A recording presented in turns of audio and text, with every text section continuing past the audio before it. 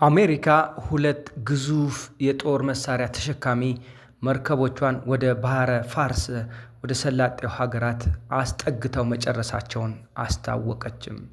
በዚህም ምክንያት እነዚህ ሁለት ግዙፍ የጦር መሳሪያ ተሸካሚ መርከቦች መቅረባቸውን ተከትሎ አያቶላ አሊ ካሚኔና የጦር ጄኔራላቸው ፓክፑር ከፍተኛውን ትዕዛዝና በተጠንቀቅ ላይ ይገኛሉ።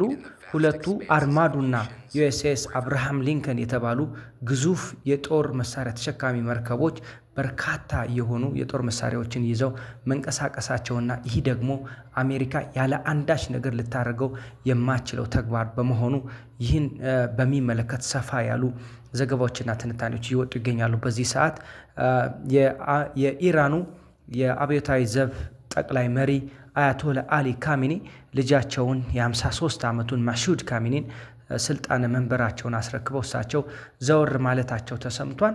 በአንጻሩ ደግሞ የኢራኑ የጄኔራል ፓኩር የተባለው የምድር ጦር አዛዥ ለኢራን በኩል ለሚሰነዘሩ ማንኛውም ጥቃት በተጠንቀቅ ላይ እንገኛለን